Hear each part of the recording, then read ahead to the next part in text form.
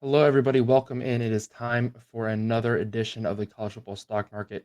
What a wild week 6 we just had across the entirety of college football. A lot of upsets, a lot of teams that were college football playoff contenders are now eliminated.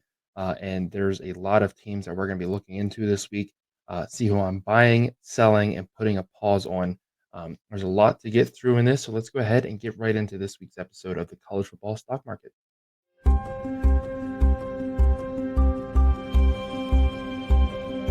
All right, so let's go ahead and start off by taking a look back at last week, the teams I bought, sold, and held on. I bought into Maryland and UNLV. With the Maryland one, I'm going to defend that in case you haven't seen that episode. If you want a more in-depth explanation, go check out last week's episode.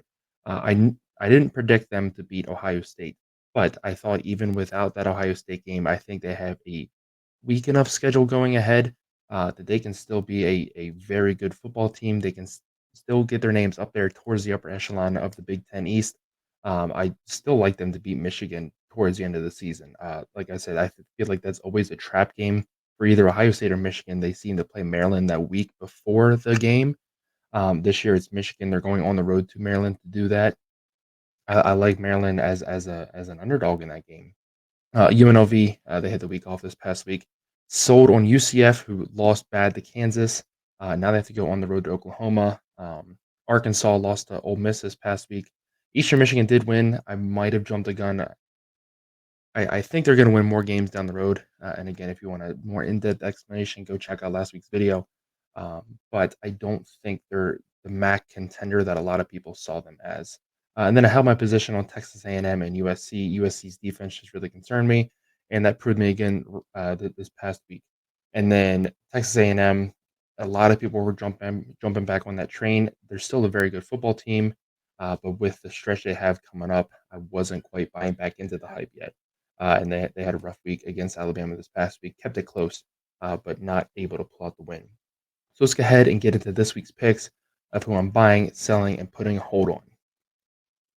First up, I'm going to buy Oklahoma, and we can't start this episode off without talking about Oklahoma. What a game they just had against Texas. Great game, back and forth the entire way. Oklahoma scores the game-winning touchdown with 15 seconds left. They have a really generous schedule ahead. If you look here, they have UCF coming to town. They're at Kansas, at Oklahoma State, and then home against West Virginia. They also have TCU down the road. I really feel like Oklahoma should be undefeated heading into the Big 12 title game.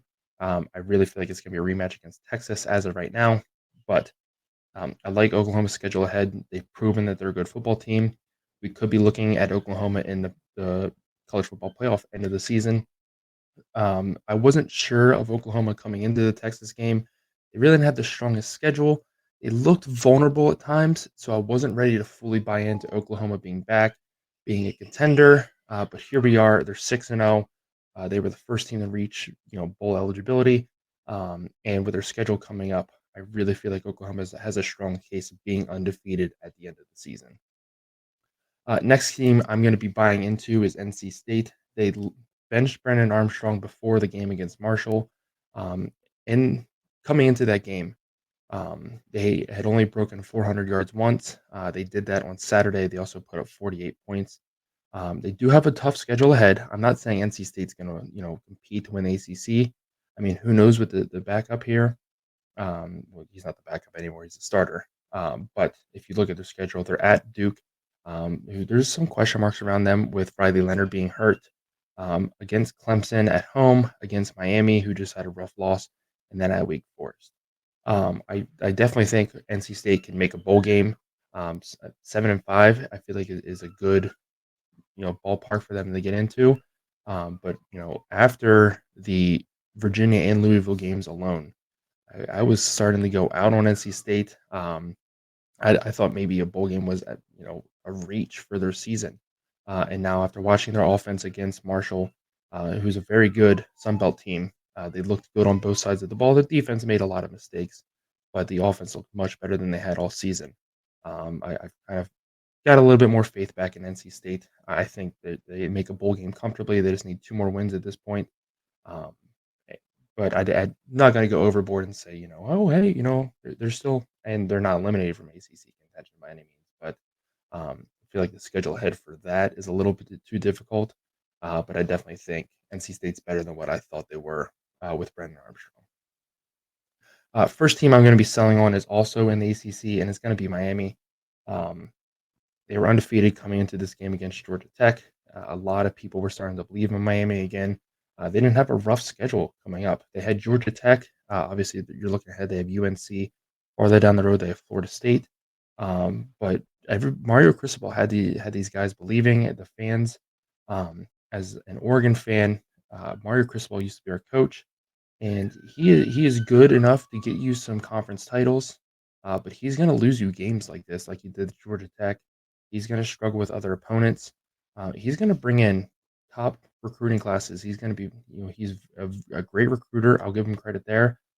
He is one of the worst game managers I've ever seen, and that got brought up again and fully exposed on Saturday night when Miami played Georgia Tech. They just had a knee, just kneel the ball, and you run out the clock, and they decide to run plays instead. They fumble, and Georgia Tech goes down and scores with 2 seconds left. Um, countless times that I've had something like that happen to me as an Oregon fan, watching him coach when he was there. He is a very good coach. Game management is just not his thing. He'll burn timeouts like, he gets unlimited timeouts. It's frustrating to watch, and I feel bad for the Miami fans that had to experience it. But like I said, he's an amazing recruiter.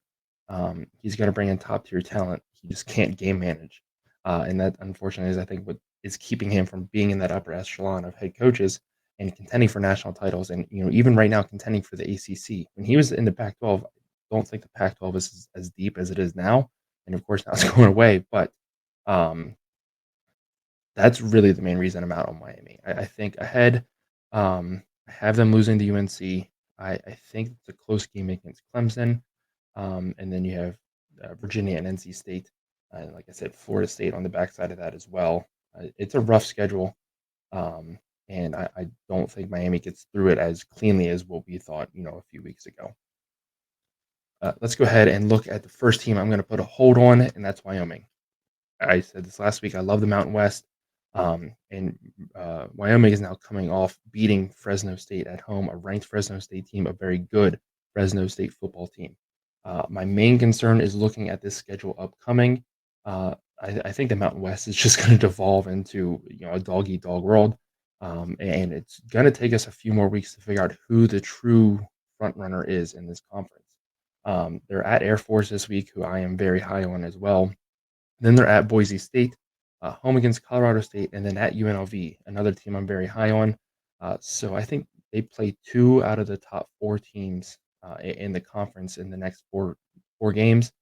Boise State is also nothing to turn your nose up to.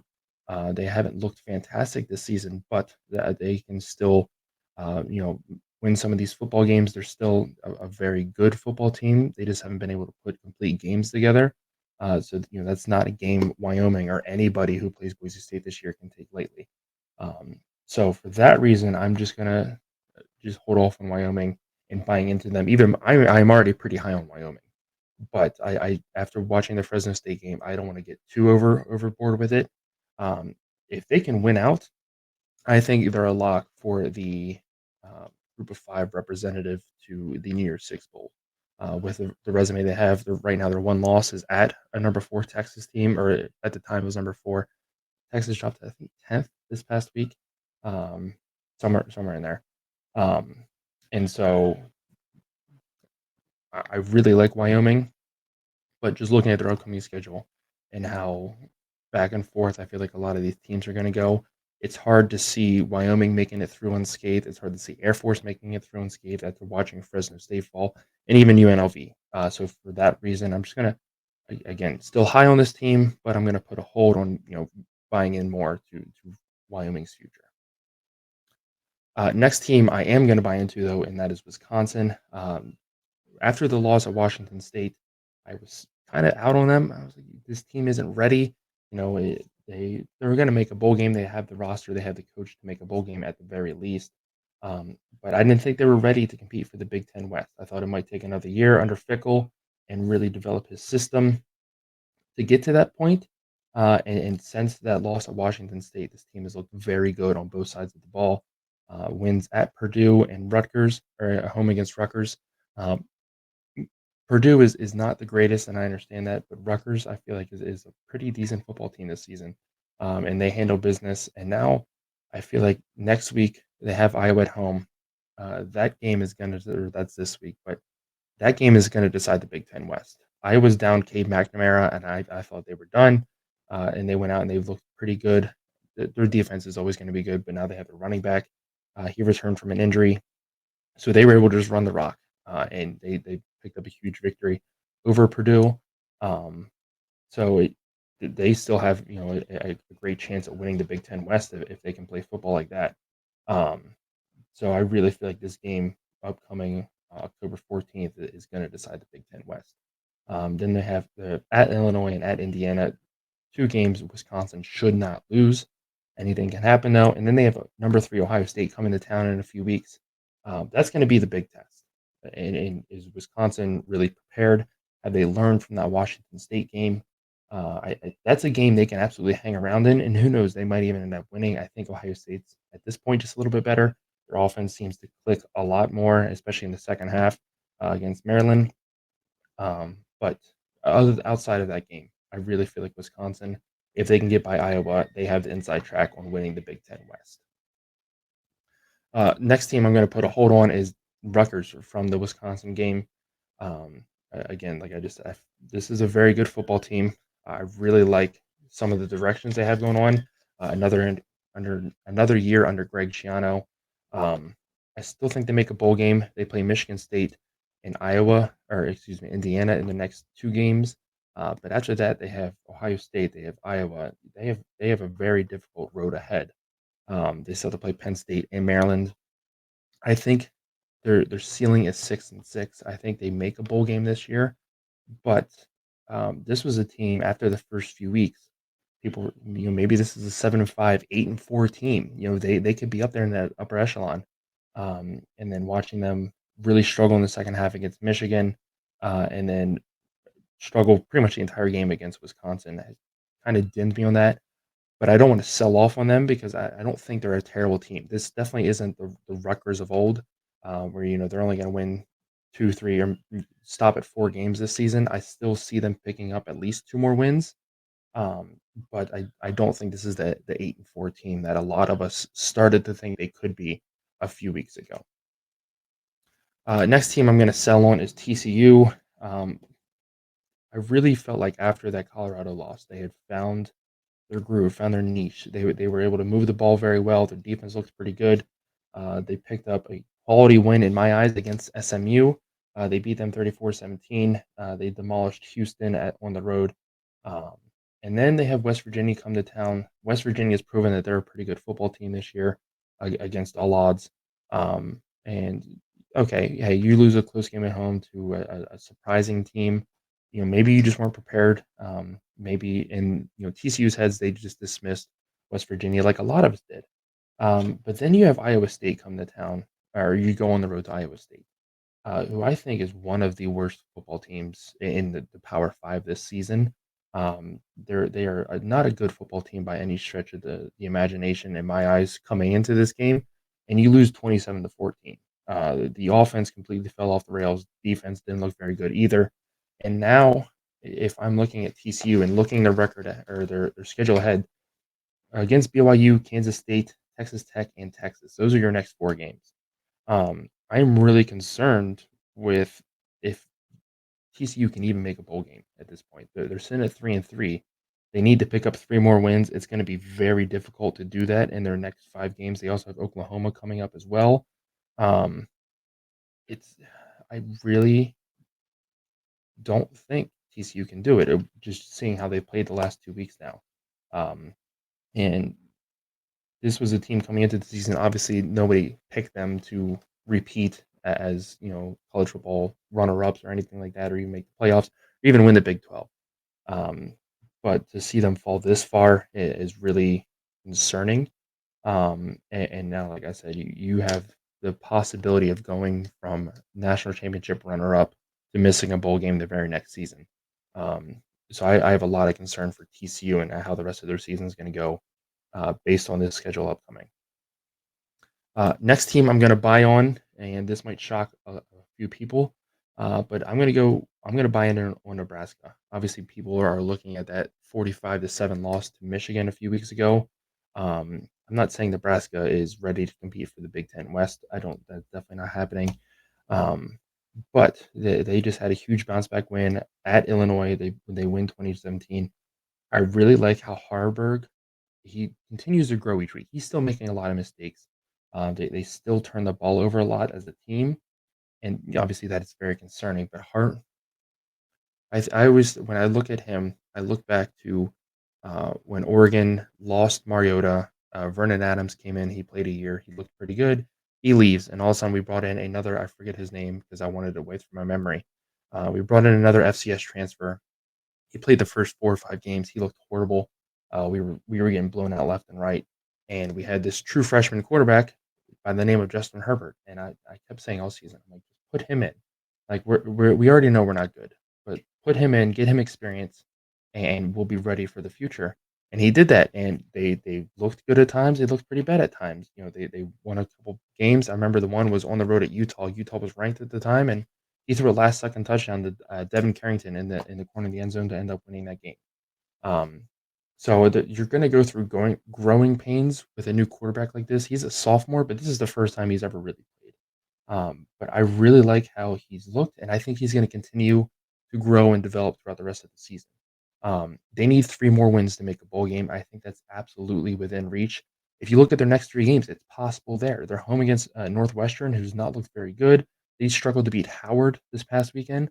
Then they're home against Purdue. I think that's a coin flip game. Purdue can be very hot or cold, as can Nebraska. And then they're at Michigan State. Michigan State is another very bad team this season. If Nebraska can be on their shit the next 3 weeks, I definitely think they can. We can be looking at 6-3 Nebraska. I mean, on the backside of that, they do have a rough road ahead. They have Maryland, Wisconsin, and Iowa just thrown in there. So there's difficult games ahead, but if they're able to sneak these next 3 wins out, they're going to be bowl eligible for the first time since 2016, which is going to be huge for that program. And then I think from there, especially with Matt Rule as a head coach, it's onward and upwards. And so I think it's absolutely possible for Nebraska to make a bowl. I like their schedule upcoming, and like I said, I just really like how Harburg is developing. He needs this time. He's still going to make mistakes, and those mistakes might cost him some of these games upcoming. But I think at the end of the day, I think Nebraska's ceiling right now is 7-5. Their floor is 5-7. If they can hit that sweet spot in the middle and get to 6-6, they're going bowling. And again, like I said, that's going to be huge for them. And last but not least, we're going to take a look at Louisville, who is another team I'm going to buy into. They're 6-0 right now. They just had a huge win over Notre Dame, where their offense and defense looked dominant. They forced 5 turnovers against Notre Dame. Um, I really think Louisville has propelled themselves into the conversation of ACC title hopeful and also college football playoff hopeful. Whereas a few weeks ago, especially after they struggled with Indiana, a lot of people were starting to doubt them. And now you look at their schedule coming up. They're at Pitt, then they have Duke, Virginia Tech, and Virginia at home. That's a very generous schedule. I think at the absolute, they also play Miami in a few weeks. I think at the absolute worst, they finish their conference at 6-2, which I think it still puts them in the conversation for, making a trip out to Charlotte to play for the ACC championship. And then their only other game outside of that is against Kentucky. Kentucky can be very good, but we also just saw them get obliterated by Georgia this weekend. There's legitimate hype behind Louisville right now, and rightfully so. Jeff Brom has sprinkled his magic dust on this team. I mean, if you look at Cincinnati and Satterfield taking over there, it's taken a year for the system to get going.